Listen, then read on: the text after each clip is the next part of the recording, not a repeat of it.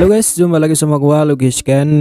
Sebelum mulai videonya, buat kalian yang baru bergabung jangan lupa subscribe channel ini dan nyalakan lonceng notifikasi agar tidak ketinggalan update video terbaru dari channel ini.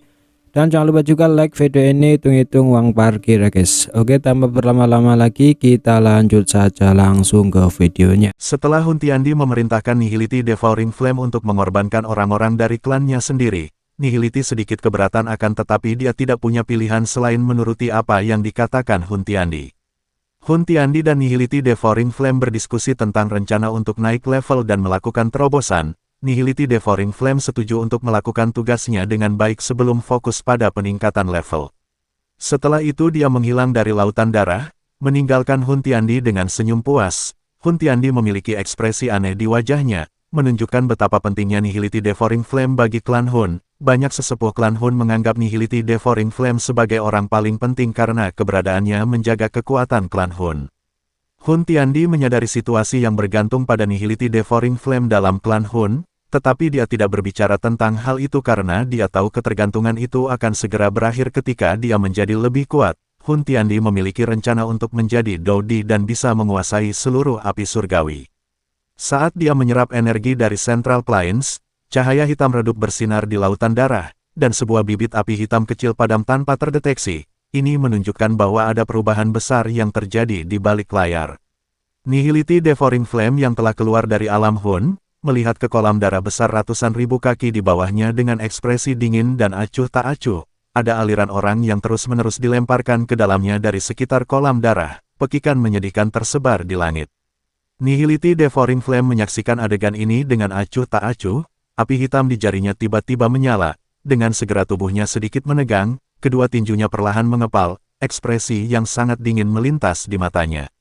Xiao Yan berdiri di makam surgawi, tempat yang dipenuhi tekanan kuat dan aura mistis. Dia memberi hormat kepada patung batu dewa kuno yang besar dan megah sebelum naik ke udara dan berhenti di lubang di dada patung tersebut. Ini menunjukkan bahwa Xiao Yan memiliki hubungan khusus dengan tempat ini dan patung dewa kuno, serta mungkin sedang melakukan ritual atau mencari sesuatu yang penting. Tekanan di makam surgawi menunjukkan bahwa ini adalah tempat yang sangat kuat dan dihormati. Xiao Yan mendekati lubang di patung batu yang dipenuhi riak cahaya lemah namun kuat. Yi kecil muncul di bahu Xiao Yan dan Purifying Demonic Flame melilit tubuhnya. Xiao Yan menunjukkan tekad untuk maju dan melangkah ke dalam lubang, meskipun dia sadar akan bahaya dan pemeriksaan menyeluruh yang akan dia hadapi. Saat dia menembus cahaya lemah, dia merasakan semua rahasia dan jiwanya terungkap, menunjukkan betapa intensnya proses ini dan risiko yang dia hadapi. Ini adalah momen penting yang menentukan kesuksesan atau kegagalan Xiao Yan. Setelah melewati proses pemindaian, Xiao Yan mengalami perubahan drastis dalam lingkungannya dan menemukan dirinya berada di laut api surgawi yang dipenuhi api berwarna-warni yang sangat terang. Dia merasa akrab dengan api ungu yang muncul di tangannya dan bergumam tentang 3000 Burning Flame. Saat Xiao Yan berjalan di lautan api, banyak api surgawi mulai berkumpul di sekelilingnya, menunjukkan kedekatan dan keakraban yang besar dengan dirinya. Ini menunjukkan bahwa Xiao Yan memiliki hubungan khusus dengan api dan mungkin memiliki kemampuan untuk mengendalikannya. Xiao Yan dikejutkan oleh suara tua yang bergema di lautan api, dan dia melihat sosok tua dengan jubah berwarna gelap muncul di depan mata Xiao Yan. Sosok tua itu duduk di dalam kuncup bunga api dan menunjukkan senyum misterius saat menatap Xiao Yan. Ini menunjukkan bahwa sosok tua ini memiliki hubungan dengan api surgawi dan mungkin memiliki peran penting dalam perjalanan Xiao Yan. Ekspresi sosok tua itu menunjukkan bahwa dia mengetahui sesuatu yang tidak diketahui Xiao Yan. Xiao Yan mengenali sosok Dewa Kuno Tusi, salah satu elit Dodi legendaris. Meskipun mungkin hanya bayangan atau fragmen jiwa, Xiao Yan memberi hormat dengan sopan sebagai generasi muda. Dewa Kuno Tusi tersenyum dan mengundang Xiao Yan untuk duduk di kuncup bunga api yang terbentuk dari lautan api. Ini menunjukkan bahwa Dewa Kuno Tusi memiliki hubungan dengan rumah atau latar belakang Xiao Yan, dan mungkin akan memainkan peran penting dalam perjalanan Xiao Yan.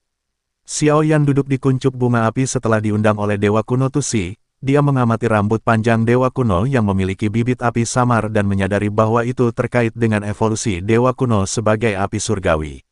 Xiao Yan memperhatikan bahwa ada 21 warna pada rambut Dewa Kuno, sesuai dengan jumlah api surgawi yang dilahap. Dewa Kuno Tusi bertanya tentang kemunculan Dodi baru di benua Doki, dan Xiao Yan menjawab bahwa tidak ada elit Dodi baru setelah Dewa Kuno Tusi. Dewa kuno Tusi mengangguk lembut setelah mendengar jawaban Xiao Yan tentang tidak adanya Dou Di baru di benua Doqi.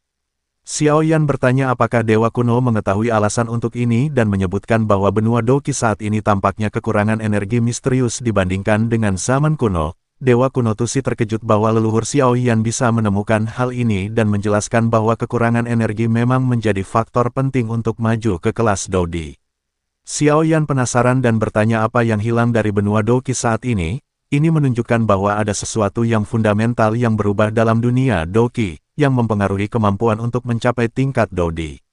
Dewa kuno Tusi menjelaskan bahwa yang hilang dari benua Doqi adalah asal atau origin Qi, energi misterius yang terbentuk dengan dunia dan diperlukan untuk mencapai kelas Doudi. Origin Qi tidak dapat dibuat lagi dan setiap kali digunakan jumlahnya berkurang.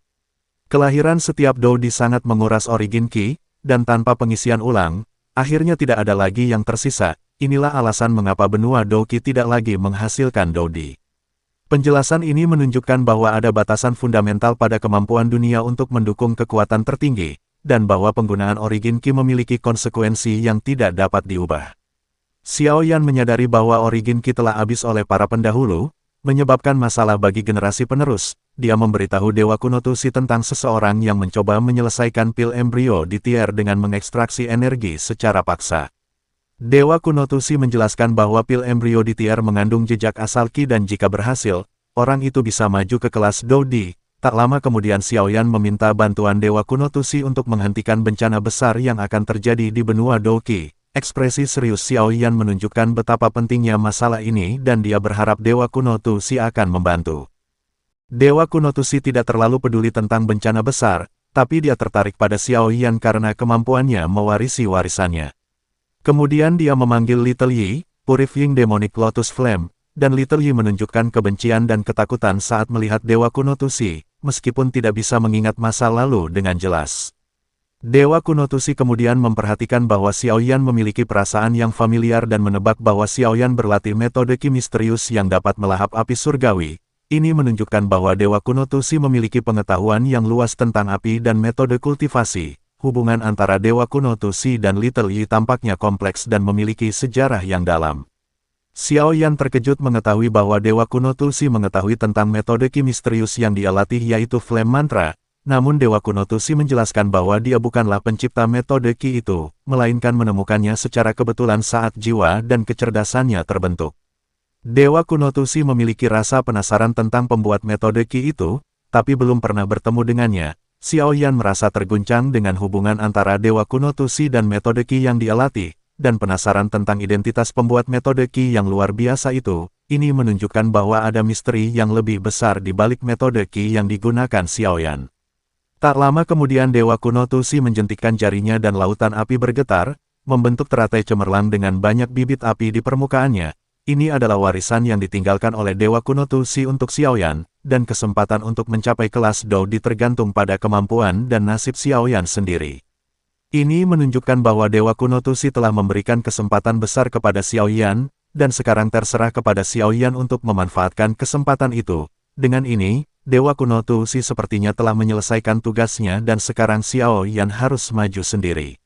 Xiao Yan sangat bersemangat melihat teratai cemerlang yang merupakan warisan Dewa kuno Tusi, satu-satunya harapan untuk maju ke kelas Doudi selain pil embrio di Tier yang dimiliki Hun Tiandi.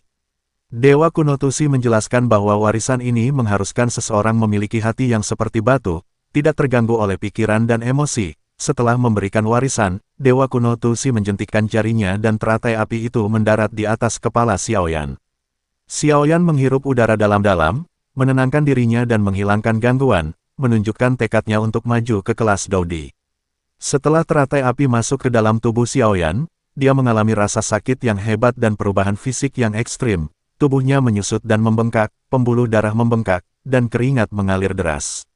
Wajahnya terdistorsi karena rasa sakit. Dewa kuno Tusi menyaksikan adegan ini dengan ekspresi tenang, menunjukkan bahwa ini adalah tahap awal yang harus dilalui Xiao Yan untuk menerima warisan. Jika Xiao Yan tidak bisa bertahan, maka menerima warisan tidak ada gunanya. Akhirnya tubuh Xiao Yan meledak karena kekuatan yang mengerikan dari warisan, menunjukkan bahwa proses ini sangat brutal dan memerlukan ketahanan yang luar biasa. Ini menunjukkan bahwa warisan Dewa kuno Tusi bukanlah sesuatu yang bisa diterima dengan mudah. Dewa kuno Tusi mengernyitkan alisnya sedikit saat melihat ini, sekaranglah saat warisan telah dimulai. Namun jika Xiaoyan tidak dapat melakukan apa yang dia katakan, warisan tidak hanya akan gagal tetapi tubuh fisik dan jiwa Xiaoyan juga akan menderita luka yang sangat serius. Jiwa Xiaoyan merasa lemah dan hampir jatuh tertidur lelap setelah tubuh fisiknya hancur, tapi dia sadar bahwa itu akan berakibat fatal. Xiaoyan menyadari bahwa tanpa tubuh fisik, dia tidak bisa menyerap energi warisan, tapi memurnikan tubuh fisik memerlukan waktu yang tidak ada. Namun saat kritis ini, Xiaoyan mengingat kata-kata Dewa Kuno Tusi tentang hati seperti batu dan memahami maknanya. Dengan pemahaman ini, jiwa Xiaoyan mulai berkedip-kedip dengan intens dan cahaya cemerlang keluar dari dalam jiwanya, menunjukkan bahwa ada perubahan besar yang terjadi. Biji teratai api di dalam jiwanya juga mulai mengejutkan, menunjukkan bahwa proses warisan masih berlanjut dan mungkin ada harapan bagi Xiaoyan untuk berhasil. Setelah cahaya cemerlang keluar, kabut darah yang tersebar mulai menyusut dan membentuk tubuh fisik baru di sekitar klaster cahaya jiwa. Xiaoyan bersukacita karena tubuh fisik barunya jauh lebih kuat dari sebelumnya. Dia menyadari bahwa proses ini adalah penciptaan di tengah kehancuran, di mana tubuh fisik baru terus diciptakan untuk beradaptasi dengan kekuatan warisan. Xiaoyan merasa bersemangat dengan kemungkinan ini, tapi kegembiraannya tidak berlangsung lama karena teratai api kembali memancarkan kekuatan yang menakutkan, menunjukkan bahwa proses warisan masih jauh dari selesai dan Xiaoyan harus terus beradaptasi dan meningkatkan dirinya. Xiaoyan mengalami siklus pembentukan dan penghancuran tubuh fisik berulang kali, di mana tubuhnya meledak menjadi kabut darah dan kemudian terbentuk kembali menjadi tubuh fisik yang lebih kuat. Meskipun proses ini sangat menyakitkan, Xiaoyan tetap fokus dan tidak membiarkan gangguan apapun muncul, sehingga dia bisa mempertahankan jiwanya dan terus membentuk tubuh fisik baru. Siklus ini menunjukkan bahwa Xiaoyan sedang menjalani proses peningkatan diri yang ekstrim, di mana tubuhnya terus ditingkatkan untuk beradaptasi dengan kekuatan warisan. Dewa Kuno Tusi tersenyum dan mengangguk lembut, menunjukkan bahwa dia puas dengan kemampuan dan keteguhan hati Xiaoyan. Dia merasa bahwa misinya akan segera berakhir.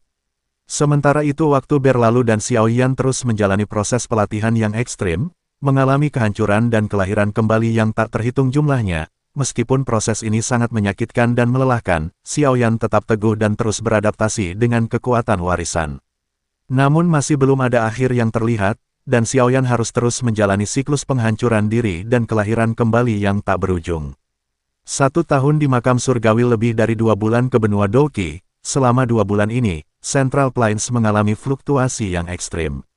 Formasi yang ditempatkan oleh klan Hun menutupi seluruh Central Plains. Hal ini mengakibatkan Central Plains menjadi tempat yang mematikan. Langit yang semula biru saat ini tertutup oleh lapisan tebal awan merah, sinar matahari menembus awan merah dan menyinari daratan, kilau gelap melesat keluar, menyebabkan seseorang merasa tertekan tak tertandingi. Aroma busuk menyelimuti setiap sudut Central Plains, kadang-kadang, banyak cahaya merah akan keluar dari awan yang menutupi Central Plains, mayat terbaring dimanapun cahaya merah lewat dan cairan merah mengalir seperti sungai. Ini benar-benar bencana.